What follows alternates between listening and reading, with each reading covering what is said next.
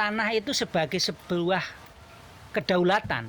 Ketika diganggu sedikit pun itu kan juga mengganggu kedaulatannya. Maka itu harus dibela sampai mati, sampai darah penghabisan gitu. Itu yang menjadi spirit mereka.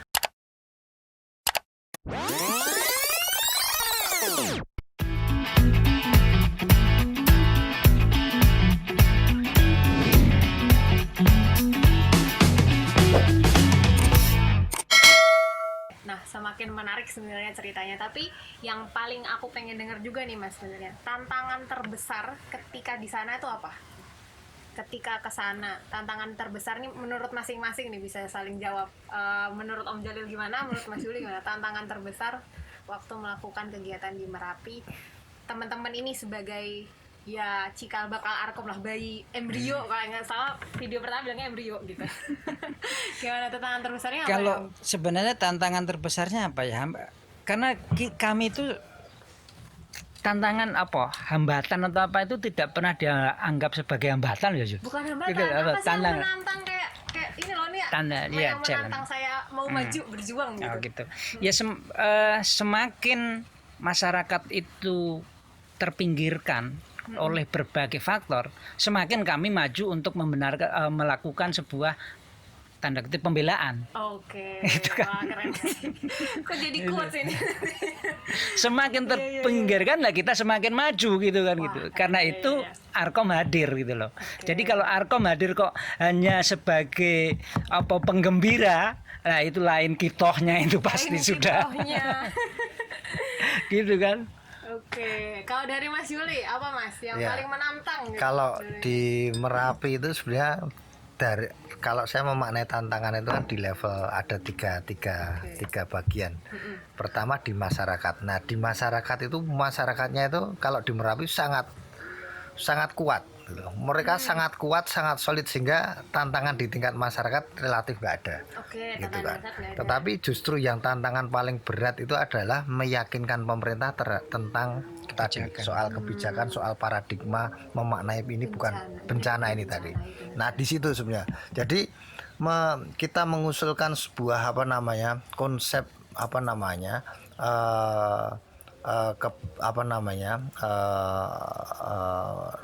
istilahnya Hunian yang harmonis sih. ya hunian yang harmonis, pemukiman yang harmonis dengan alam.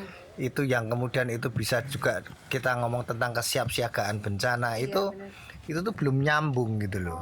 Waktu itu ya meskipun sebenarnya juga termasuk dengan kita kemudian kan ketika mengajak warga untuk bagaimana kita menyiapkan ke depan lagi, itu gampang sekali karena warga sudah tahu persis ini nanti Merapi akan meletus lagi gitu, sehingga kita harus menyiapkan supaya lebih baik lagi. Itu sudah artinya kan itu kan masuk yang ditantangan di masyarakat selesai itu. Nah tinggal yang di pemerintah bagaimana, ini yang di situ masih sangat sulit dan kita belum ketemu, tetapi tetapi artinya paling tidak kita bisa menunjukkan kepada publik bahwa ini ada model kesiapsiagaan yang versi masyarakat murni gitu kan, yang kemudian masyarakat membangun parikesit, membentuk tim BRB yang sampai sekarang juga sangat kuat sekali. Bahkan mereka bilang nek ra dikai duit saka pemerintah, kita bisa dapat duit dari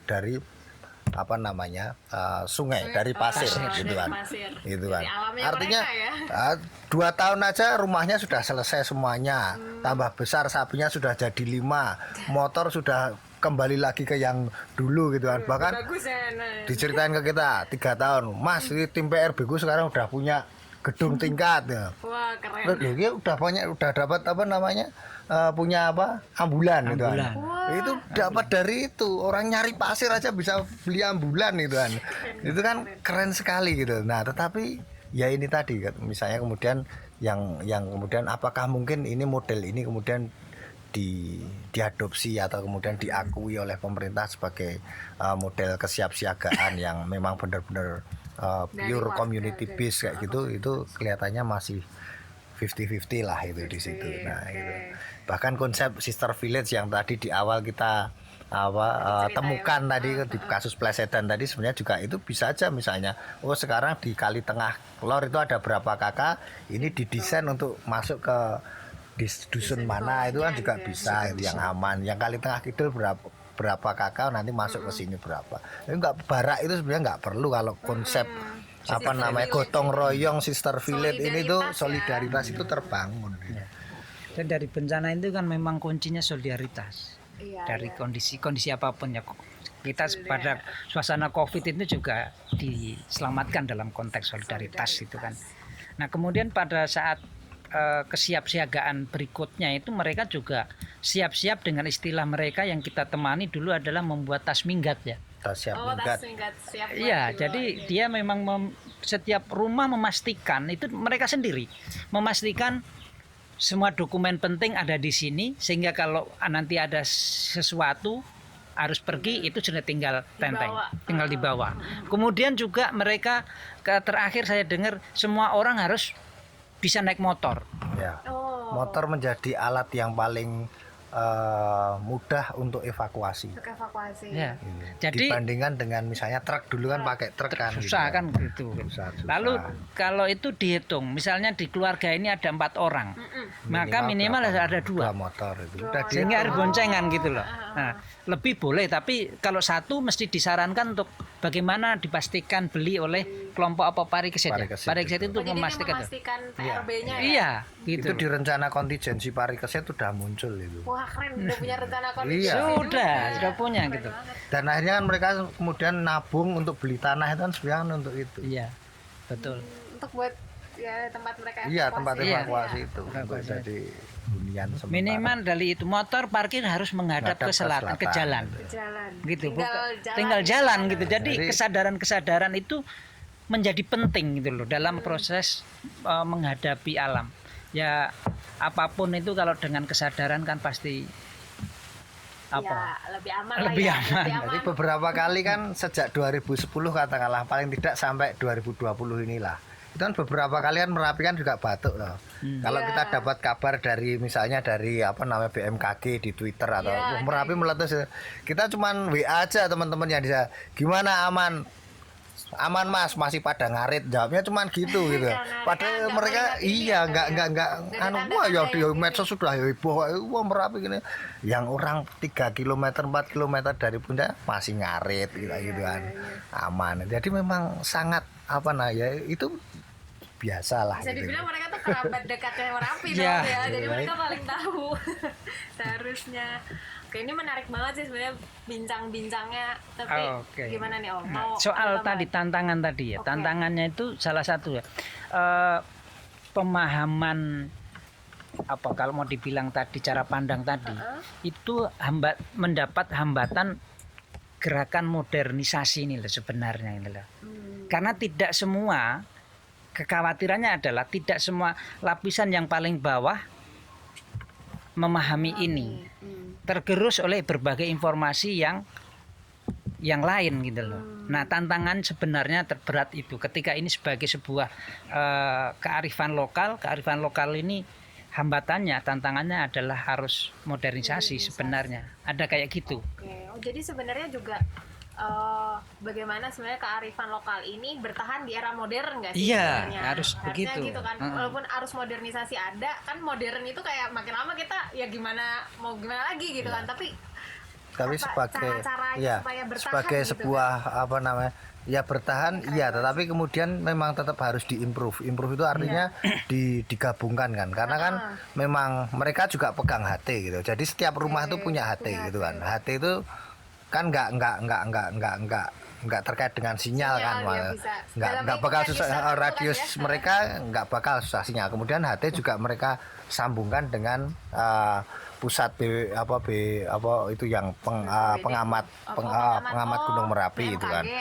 Itu jadi di situ jadi mereka tuh standby terus itu dan itu menjadi tradisi sudah menjadi keseharian mereka. Artinya teknologi ini juga penting dan mereka juga menggunakan itu gitu kan. Jadi karena dengan HT jadi kemudian ya itu tadi hal-hal yang terkait dengan sistem sistem komando itu dengan Dari si BPBD Parikesit itu ini tadi juga ya? dari Parikesit kemudian ke BPBD ke BMKG itu terjadi dan sekarang mereka juga di Kali Tengah juga sudah dipasang menara untuk apa namanya itu sirine untuk apa namanya warning. early warning Early itu, warning, ya. tetapi juga early warning kan nggak satu-satunya gitu karena Iya. tanda-tanda yang lebih mungkin buat mereka lebih akurat lah gitu. Akurat tuh tadi burung. Karena kadang-kadang kan kayak gitu kan, early warning ada sirine itu kan bunyi, tetapi buat mereka ini belum Mangsane. belum mangsane, ya udah mereka tetap beraktivitas saja gitu loh, karena ukurannya beda, nggak itu bukan satu-satunya parameter yang mereka pakai, sehingga ada kearifan lokal dan teknologi itu memang harus diintegrasikan, tapi mereka melakukan faktanya itu. Mungkin bisa aja sih pas mereka lu kok burung-burung udah pada di bawah nih. Nah, justru malah Hati-hati itu, nih ya. malah itu yang mereka Gitu, mungkin. kayak gitu kali ya. Iya. Oke, sebenarnya pembicaraan ini menarik banget dan aku yakin masih banyak banget nih di memorinya Om Jalil sama Mas Juli. Cuman kita nanti kan bakal banyak lagi tema-tema lain. Nah ini ada satu sebenarnya pertanyaan terakhir yang berkaitan juga soal si embrio Arkom. Jadi apa ya Mas dan Om Jalil nih bukan keberhasilan sih. Jadi kayak proses yang dilakukan di Merapi ini seberapa besar berkontribusi sampai akhirnya kita membentuk kayak Arkom gitu. Ini arsitek komunitas. Mungkin kemarin di awal Mas Yuli sempat cerita dikit, tapi kayak seperti apa sih ini akhirnya berkontribusi besar nih dalam membentuk kita akan menjadi arsitek komunitas yang di Jogja. Jadi di awal dulu Arkom Jogja kayak gitu. Ada yang bisa ceritain nggak mungkin dari Om Jalil? Mau cerita dulu? Ya kalau Singkat saya aja sih kita biar- apa namanya? Apaan nanti? Singkatnya gini. Jadi Gimana? kebetulan kan kita waktu membentuk Arkom Jogja itu kan kita masuk ke ke pinggir kali. Tiba-tiba kemudian Merapi meletus. Jadi ini sebagai sebuah apa namanya? Iya, kayak Bumbu. Iya benar-benar. bumbu yang sangat pas ketika kita butuh ini kok jadi kayak apa namanya? Ya jadi Kaya ya ini sih. lebih memperkaya Kaya. proses kita belajar bersama masyarakat. Artinya setelah Merapi setelah 2 tahun 2012 ya teman-teman yang terlibat jadi tambah percaya diri untuk kemudian aku ternyata bisa mendampingi yang tempat paling sulit, kemudian bisa memahami masyarakat, dan akhirnya juga masyarakat sendiri merasa didampingi kita itu ternyata seperti itu gitu. Seperti itu artinya positif buat mereka secara jangka panjang. Seperti Itu. Jadi kalau saya sih itu menambah kepercayaan diri teman-teman yang waktu itu juga sebenarnya beberapa teman muda itu kan belum punya lapangan kan gitu kan. Nah, jadi ini kayak langsung dapat mainan lah gitu kan. Dan itu juga itu loh, betul menjadi bumbu ya. Dalam arti selama ini saya barangkali mengkutip saja bahwa arsitek itu selalu berhadapan, selalu konsep dulu, gambar dulu depan komputer gitu ya. Tapi saat itu teman-teman kan terjun langsung nggak ada itu komputer. Bagaimana menghadapi permasalahan ini tidak di depan komputer tapi kontak langsung dengan permasalahannya. Dan permasalahannya kita juga, saya lihat teman-teman yang arsitek itu berendah hati untuk bagaimana menanya, ngobrol, bertanya, lalu ngeblend, lalu ternyata bangunannya begini, tidak ada itu gambar-gambar toh. Iya. Kan itu sesuatu, saya pikir sesuatu yang luar biasa, dan itu memang menjadi ya Arkomnya ya itu gitu loh. Jadi ketika kita kejebak pada sebuah yang lain-lain, lalu malah Arkomnya kemana gitu kan, karena kekuatannya lalu di situ. Kalau terlalu lama gambar malah nggak jadi nanti itu. Coba bayangkan dalam keadaan kayak begitu yang dibawa saat emergency ya, kan, ya. yang dibawa itu karet ban itu kan nggak ada dalam teori, saya kira itu kan gitu. Itu misalnya gitu loh. Dan itu juga kita memang belajar betul dari masyarakat bagaimana. Kalau saya kira kalau tidak ada peristiwa saat itu Merapi, kemudian kita tidak hadir, barangkali kita juga nggak akan punya pelajaran bahwa kearifan lokal itu ada dalam menghadapi Merapi loh. Tapi terima kasihlah pada usia kita dapat jatah belajar itu. Iya. Kan? Iya kan, orang yang sebelumnya atau setelahnya barangkali nggak akan dapat pelajaran itu kan gitu loh, gitu. Tapi kita dapat belajar itu. Kita belajar menjaringkan, kita belajar dapat gempa, dapat tsunami, dapat ini. Satu anak luar biasa kita tuh. Iya, Wih, sekarang boleh dapat bangga. sekarang dapat lagi di Lombok sama di Palu. Palu, kan. Oh iya iya iya.